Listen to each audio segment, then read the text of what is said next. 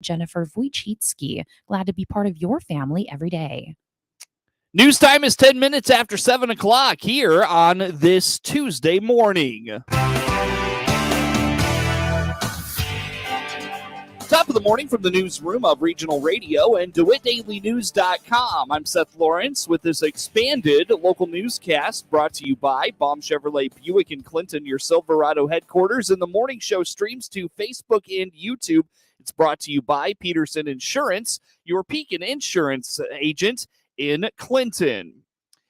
The holiday season kicks off this Thursday with Thanksgiving, where Americans will consume nearly double the calories of a normal day. Clinton YMCA Executive Director Rennie Kluver admits he enjoys a good Thanksgiving meal. On the WHOW Morning Show Monday, he encouraged, though, to stay disciplined in the routines we've created around being healthy. Well, I like to call it the calorie bomb season, right? From now until you could probably say past the new year, there's always going to seem to be something going on to where you're going to have a chance to consume a lot more calories than what you've been normally doing. And so it starts with Thanksgiving, and then, gosh, we're going to start company Christmas parties. And then you get into your own, you may have 2 or 3 different places you have to go for your own family Christmas. Then after Christmas, and you've got New Year's parties, and then you go through New Year's, and then pretty soon you're rolling up on Super Bowl. I mean, if you really wanted to, there are calorie bombs throughout your entire season. I mean, there's a lot of things that you can do, because and this is just me personally, from my experience, what you do right now this week of Thanksgiving can make or break your New Year's resolution. Because there's a lot more time that we're going to be lounging around and sitting, laying, resting. And if you don't make a decision now to try to stay disciplined with a health and wellness plan, that's going to make you feel better. Regardless if you lose a bunch of weight, if that's your goal, you may not lose anything. You may even gain a few pounds, but mentally, if you stay focused on your health and wellness, it's going to help you actually achieve the goals that you're going to set for yourself come 2023. One of the last things people prioritize during stressful times is a workout, and Kluver encourages planning when you're going to get your workouts in. Well, and it's part of just the planning process. I know these are times of the year, especially after Thanksgiving, get into Christmas, where a lot of people get stressed. Well, what's one of the first things that they check off their list of not doing? Well, I need to get some more Christmas shopping done, so I'm not going to be able to do my workout today. Well, that workout keeps getting pushed back, or it used to be an hour workout. Now I'm only doing it half an hour. Now I've only got 20 minutes, or now I don't have time to do it. So I think it's very important to plan your health, your exercise, your wellness plan into your routine. And perfect example, I saw a member this morning, and she goes, well, we're having Thanksgiving Wednesday night. And so I haven't even done my shopping yet. And so, but she told me I have already planned to do my swimming on Wednesday, even if dinner's going to be late. I'm like, that is a perfect example. And that's just stress, being a stress reliever, going and swimming the day before or the day of a big Thanksgiving meal is going to do so much for that member, just taking their stress away versus, stressing about making sure dinner's done at 6. Kluver recommends planning ahead to make sure you don't overeat and don't end up lounging and continuing to eat once the meal is wrapped up. He recommends having a protein bar or shake at various points of the day, as well as a walk at some point to get out and move. Well, I think it goes back to plan your exercise. If that's something that you do, you don't want to give that up, but not just planning your exercise, but planning your meals. I mean, I'm already into it. I know what my mom is going to have for Thanksgiving. And I know I love Thanksgiving. I love the meals. And so I'm already planning, okay, I don't want to double my calorie intake, which is typical of most Americans on Thanksgiving. I mean, you're going to double what you normally would probably eat. So how am I going to battle that? I'm going to plan. I would say I'm going to start off with a light breakfast, and then right before dinner, maybe 11 o'clock, if we eat at noon, I'm going to have some type of a protein, if it's a protein bar or a shake, so that because the smells alone, if you walk in the kitchen, is probably going to add 400 calories to you. And so now you're going to be hungry. So I want to curb some of my appetite. I want to be able to enjoy a little bit of everything that's on the table. In order to do that and to not overeat, I'm going to prepare. Mhm. And then I've already going to reach out to my brother and my sister and the rest of my family, like, hey, let's schedule a walk. It's going to be fairly nice in the upper 40s. Let's do a walk afterwards Mhm. so that I'm not grazing the rest of the day. And then we'll do like family games and something that will keep me focused on not just laying in the couch or in the chair and then getting up and grabbing some more food that's still left out or Mhm. snacks. Mhm. Or I love a little bit of pumpkin pie with my Cool Whip. Kluver also notes keeping hydrated will help you a lot throughout the holidays, while also keeping you energized. Being hydrated can help curb hunger and cravings. The holiday season can be a very stressful time for many for a variety of reasons, and a local mental health professional is offering up some tips to keep our mental health in a positive place. Tony Kirkman is the executive director of the Piatt County Mental Health Center and indicates people often put off dealing with things that are impacting their mental health during the holiday season.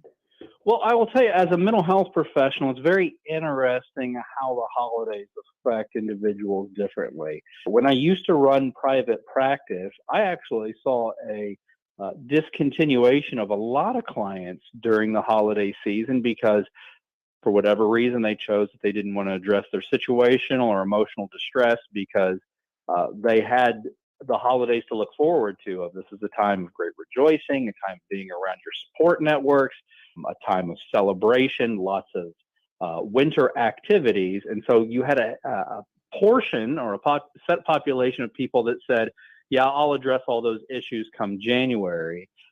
But in the same part, we had a lot of individuals where the holidays were quite difficult. A reminder of, as you said, a possible loss in the family. This might be the first time a loved one is not at the Thanksgiving table, or is a really hard time for those that experience grief.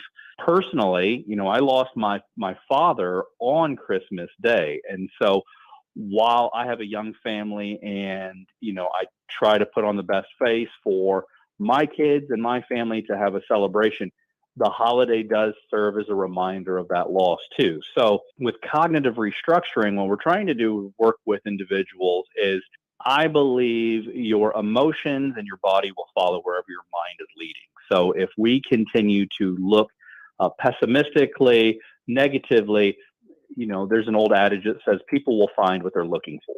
So if that's what we're looking for, yeah, that's going to be a difficult run. But if we can be reflective and appreciative of, while we might have lost a loved one, we did have a lot of great memories. We did have a lot to be currently thankful for. Gratitude will greatly impact your mental health. According to Kirkman, finding a community where you can find belonging and the people in that community accept you for who you are, he reminds it doesn't always have to be family. Well, I think a couple of great things. One is find yourself around a community of support, whether that's a social group, athletic club, if it's a faith-based group, to find community. Family doesn't necessarily just have to be flesh and blood. Family is just who you do life with. So I would say find some of those groups where you can belong, instead of, there's a great book by Brene Brown that talks about the difference between fitting in and belonging. And fitting in is you adjust to the group, but belonging is the group accepts you for your true, authentic self. So find those places where you belong. Another great thing to combat wintertime blues or feelings of loss or loneliness is get involved in somewhere where you can serve. Nothing helps our emotional health more than when we give back and we see that we actually have value in other people's lives. Kirkman also worries about those in recovery during this time of year, as overindulgence can be a problem. He's offering encouragement to those individuals. I think what comes to my mind too is this is also a very dangerous time for individuals that are in the walk of recovery, is that we run the danger of overindulgence in mind inhabiting substances like alcohol. We see, there's a great time for celebration. Yes, have a good time, socialize, whatnot, but do it in a controlled, safe manner. I'm always amazed at people that are going through difficult things, that are depressed, thinking that putting a depressant in their body is going to make it better. putting gasoline on the fire. So just be careful. Seasonal affective disorder oftentimes amplifies some of the challenges individuals face when it comes to mental health this time of the year. We'll hear more from Kirkman on that on Regional Radio News. A Logan County school district is celebrating a strong report card, particularly because there was a lot of uncertainty coming out of COVID. Mount Pulaski School Superintendent Fred Lamke says the Mount Pulaski report card had a couple of things against them that they really did not have a lot of control over. So they are trying to dial in on the things they can do better. We fared like we always do, Seth. We came in, we're commendable. When you're commendable, that means you're doing a good job and you're serving your students the way you should. But we don't want to just be commendable, Mount Pulaski. So we're school improvement planning. We're striving to get to be excellent. I was surprised there wasn't a greater drop in our, and again, there was a dip in our ELA and our math scores after the pandemic, but the drop wasn't as significant as one might think. And I think it's a real manageable area for us to get our kids back on track and keep improving. Some things that strike me like that. There's some things that you work on, but they're a little bit out of your control. Like one of the main factors for high school report cards is your graduation rate. And we graduate. The kids that go through our system 4 years, we get them graduated and we get them out. But we're still held accountable for some students who come in as a freshman. They leave. We don't see them again. And if they haven't been reported graduated somewhere, they count against our graduation rate because they were here at one point in time.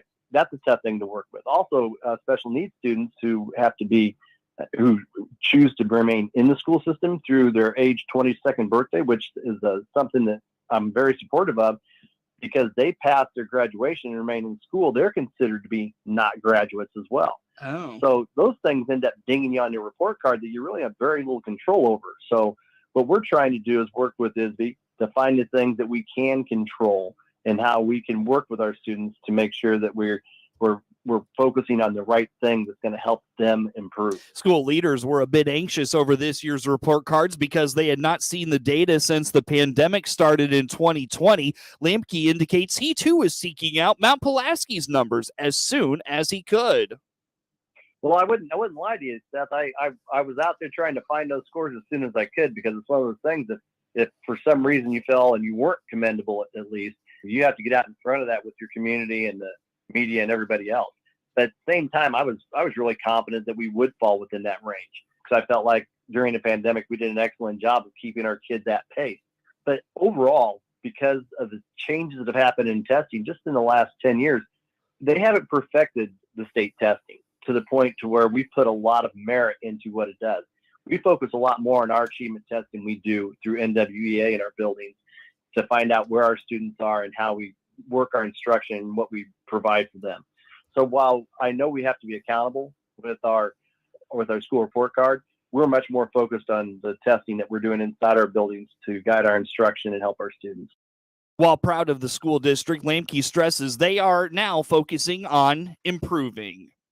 Two familiar voices on agriculture programming on the Two Miller Media Group ag radio stations, WTIM in Taylorville and WHOW in Clinton, each won a special award at last week's National Association of Farm Broadcasting Convention in Kansas City.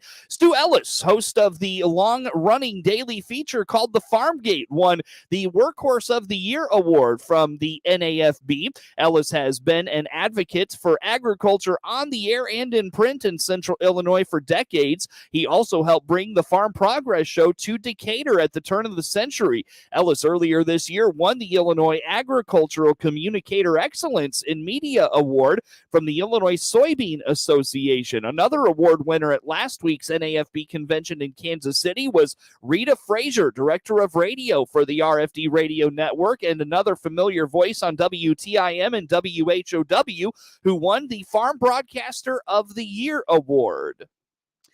The RFD Radio Network, an ag network with over 85 affiliates across Illinois based in Bloomington, named WHOW AM and FM in Clinton as their 2023 RFD Radio Network Gold Radio Affiliate of the Year. WHOW is one of the charter affiliates of the network back in 1967 when it was founded by the Illinois Farm Bureau Information Division. WHOW will be recognized by being provided media accommodations at the upcoming Illinois Farm Bureau annual meeting in Chicago, as well as in a billboard campaign next year. WHOW airs over 8 hours of ag programming with several hours a day coming from the RFD radio network. Its AM 1520 signal reaches an 80-mile radius daytime. WHOW programming is also heard 24/7 at 92.3 FM in DeWitt County, 106.5 FM in McLean County, and streamed 24/7 at its farm web portal, IllinoisFarmRadio.com. The station also just celebrated its 75th anniversary earlier this month. 25 minutes after the hour is news time on WHOW. Plenty more still to get to on the morning show. Are you a friend of agriculture? This is Scott Baum from Baum Chevrolet Buick in Clinton. We're giving a $500 Friends of Ag discount to anyone that orders a new Chevrolet or Buick to be built just for you this month. Are you a friend of ag? You are if you're a member of any ag organization, employed by any ag-related business, including research, inputs, manufacturing, sales, and marketing, and of course, ag education. Come in, order yours today. BaumChevyBuick.com, right from the start. 26 minutes after the hour this morning, I'm Seth Lawrence with you folks today for this expanded local newscast streaming to Facebook and YouTube, brought to you by Peterson Insurance, your Pekin Insurance agent in Clinton.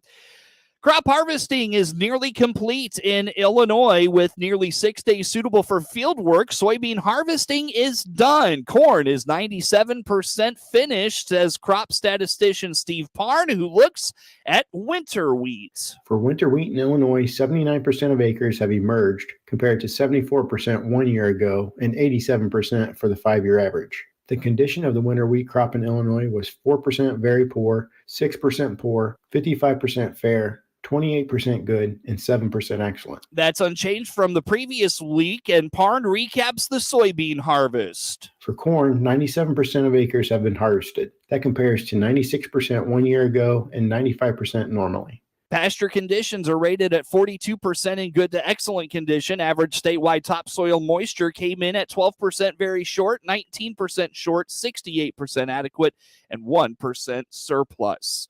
Illinois Conservation Police are busy this fall hunting season and are letting the public know about some of the most common violations they encounter. Conservation Police check many hunters during the season, making sure laws and rules are followed. Officer Zach Williams says one of the biggest problems is hunters not having the proper paperwork. Hunters need the following credentials on their person while deer hunting. They need a hunting license. They need a habitat stamp, which is the most commonly missed I come across. They need their deer permits.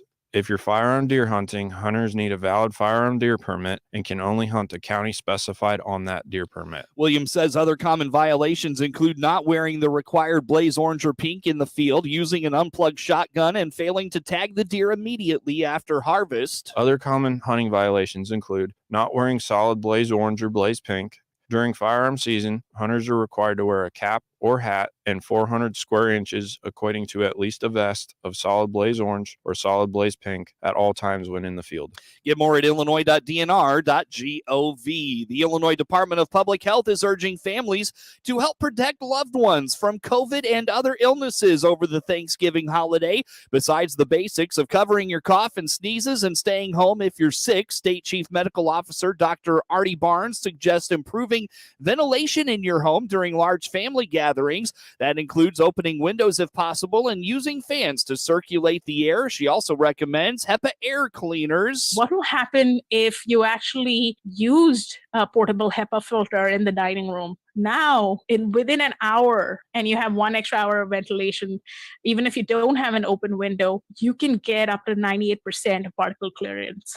Barnes stresses the importance of getting your annual flu shot and the latest COVID booster, citing a potential surge in cases this winter. She also recommends taking steps to improve ventilation, including opening windows. If you're not going to be wearing a mask, you're not able to social distance, those are not part of what, the directions you want to go in. This is something that might still help decrease the odds of you catching something or spreading something in a large gathering. Martin says the CDC has a unique tool on its website to help figure out what sort of ventilation measures you can take and how effective they can be. Coverage of news brought to you by Baum Chevrolet Buick in Clinton, your Silverado headquarters. The morning show streams to Facebook and YouTube, brought to you by Peterson Insurance. With SRN News, I'm Greg Clugston in Washington. The Chinese government says 250,000 coronavirus cases have been found in the past 3 weeks, and the daily average is rising. Indonesian officials now say more than 260 people have died in yesterday's earthquake on the island of Java. The quake collapsed buildings, and search crews are still looking for more than 150 missing people. Reality TV stars Todd and Julie Chrisley have been sentenced to lengthy prison terms after being convicted earlier this year for fraud and tax evasion. Todd will serve 12 years in prison, while Julie got 7 years behind bars. A stunning outcome at the World Cup today. Argentina lost to Saudi Arabia 2-1 in what's considered a major upset. Dow futures are now pushing up by 124 this morning. NASDAQ futures ahead by 37. This is SRN News. With SRN Sports, I'm Jim Bartow. Wales and the U.S. fight to a draw. The United States allows a late goal and plays to a 1-1 draw with Wales. Tim Weah opened the scoring for the U.S. in the 36th minute, taking a through ball from Christian Pulisic and tapping it in with the outside of his right foot. The USA dominated the opening 45 minutes, but Wales found life in the second half. Gareth Bale drew a penalty from Walker Zimmerman and scored the equalizer on a penalty kick in the 82nd minute. Serginho Dest, Tim Ream, and Weston McKennie all received yellow cards as the United States settled for 1 point. The U.S. next squares off with Group B leader England on Friday. I'm Denny Kapp. The young New Jersey Devils are making a name for themselves in the team's record book. Nico Hischier had 3 assists, and the no-name Devils beat the Connor McDavid-led Edmonton Oilers 5-2 Monday night to match a franchise mark with their 13th consecutive win. The Devils still have 3/4 of the season to go, but they are well on the road to making the playoffs for the first time since the 2017-2018 season. This is SRN Sports. Jimmy Garoppolo threw 4 touchdown passes, including 2 each to Brandon Ayuk and George Kittle, and the San Francisco 49ers won their 3rd straight game by defeating the Arizona Cardinals 38-10 in Mexico City. It was the 5th regular season NFL game played in Mexico City, and the first since 2019. The 49ers improved their record to 6-4, while the Cardinals fell to 4-7. The University of Virginia has canceled its game against rival Virginia Tech, scheduled for Saturday following the slaying of 3 football players on campus just over a week ago. The university made the announcement Monday, 2 days after a nearly 2-hour memorial service to remember Lavelle Davis Jr., Devin Chandler, and Deshaun Perry. The 3 were fatally shot after a field trip to see a play in Washington. 2 others were wounded. Former Virginia football player Christopher Darnell Jones Jr. faces 3 counts of second-degree murder and other charges. This is SRN Sports. Time now for a look at sports. I'm Seth Lawrence with this report. Monticello made free throws late to hold off a late charge from Charleston to win 33-22 in non-conference high school girls basketball action Monday from the Seaver Center at Monticello High School. Megan Allen sank 5 of 6 free throws as the Lady Sages made 5 of 10 on the frame as a team. The Lady Sages defense held the Lady Trojans to just 3 second-half field goals, all in the third quarter. Charleston's Allie Logsden led all scorers with 17. Allen led the way for Monticello with 12 and finished 7 for 8 at the foul line. She was the Monticello Serve Pro of Piatt DeWitt County Player of the Game. Joby Smith finished with 6 for Monticello. Isa Beery, Lydia Berger, and Maya High each scored 5 points. The Lady Sages moved to 3-2 overall. They travel to Urbana next Tuesday night. The next Monticello girls basketball broadcast on WEZC comes up Monday, December 12th, when they host Arthur Lovington at Wood Hammond.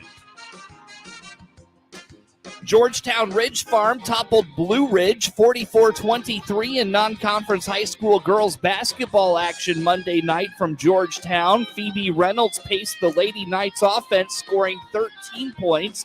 Blue Ridge drops to 1-3 overall. They take on Champaign Christian Academy tonight.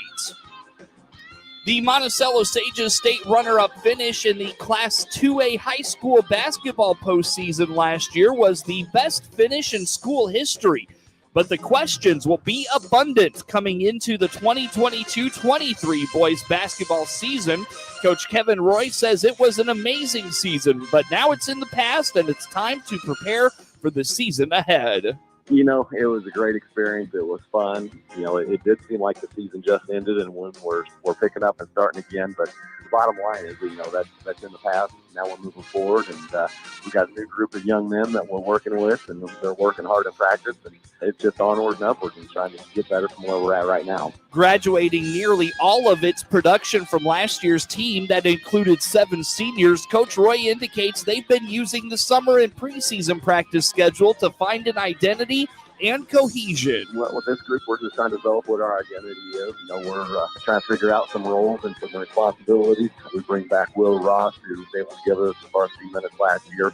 Drew Shepard gave us a few here and there as well. But outside of that, we really don't have anybody else with the varsity experience. And so we're trying to get that experience.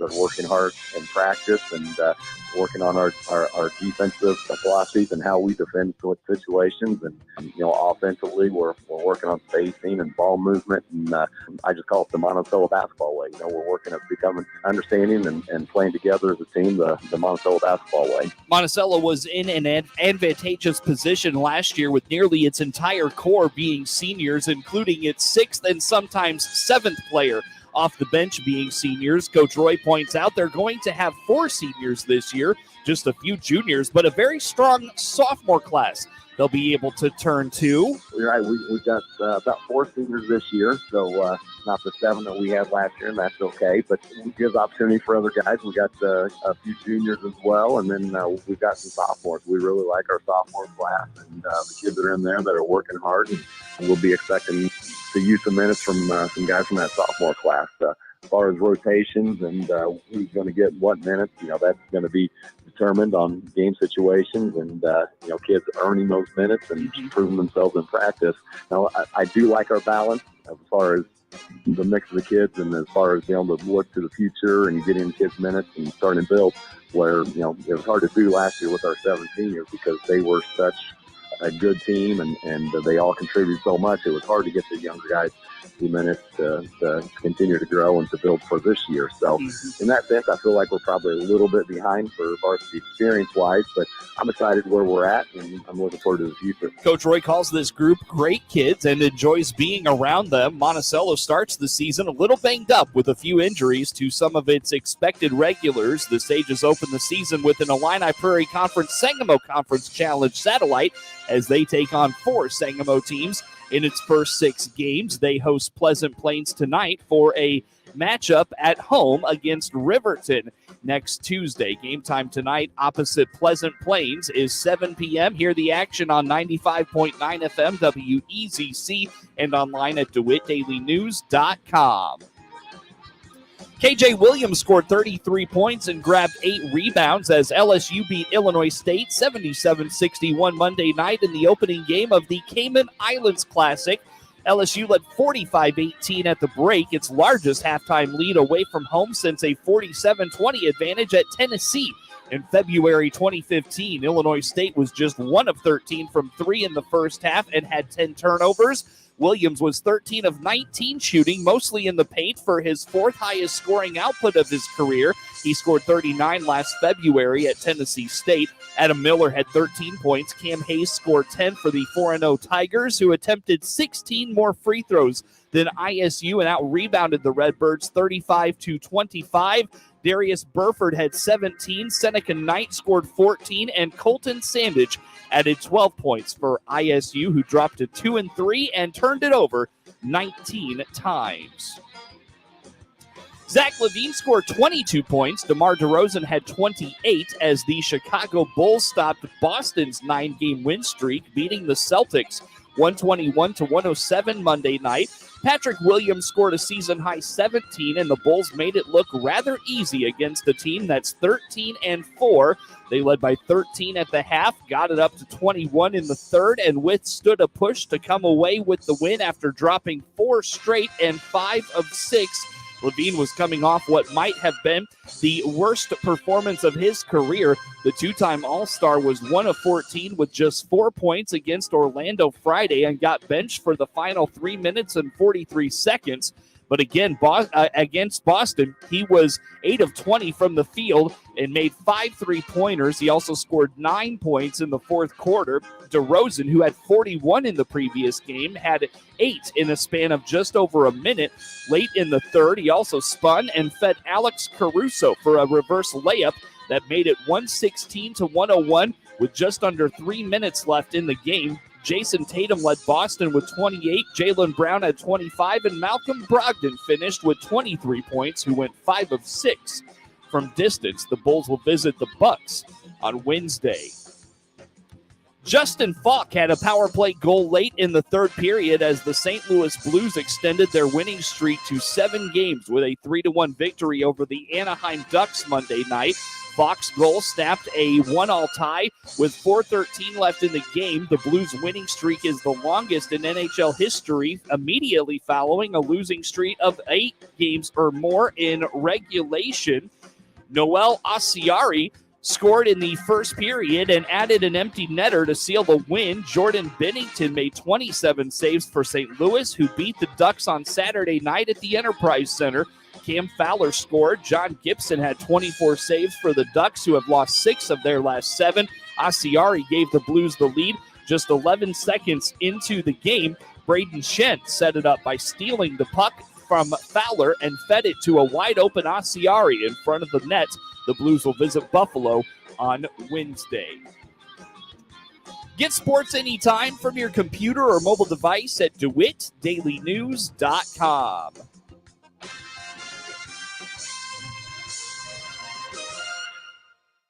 This is staff meteorologist Jennifer Wojcicki with your regional radio forecast. Highs level off around 54. Today, under sunny skies, southwesterly winds 5 to 10 miles per hour.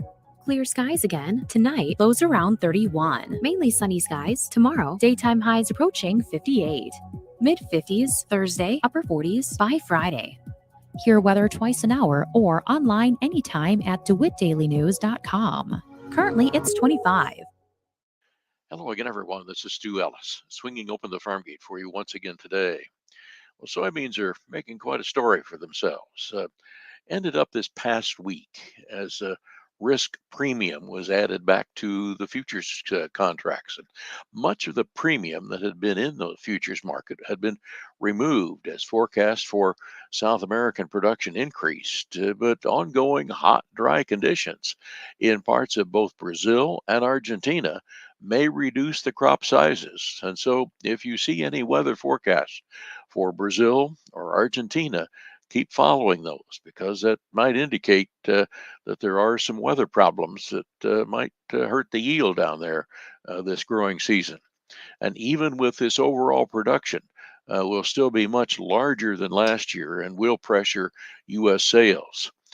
We did see the third highest export sales on soybeans in last week's export report. A good chance that that may result in the last big push from China prior to buying the South American harvest. Some of the bears in the futures market feel it could be near completion of China buying the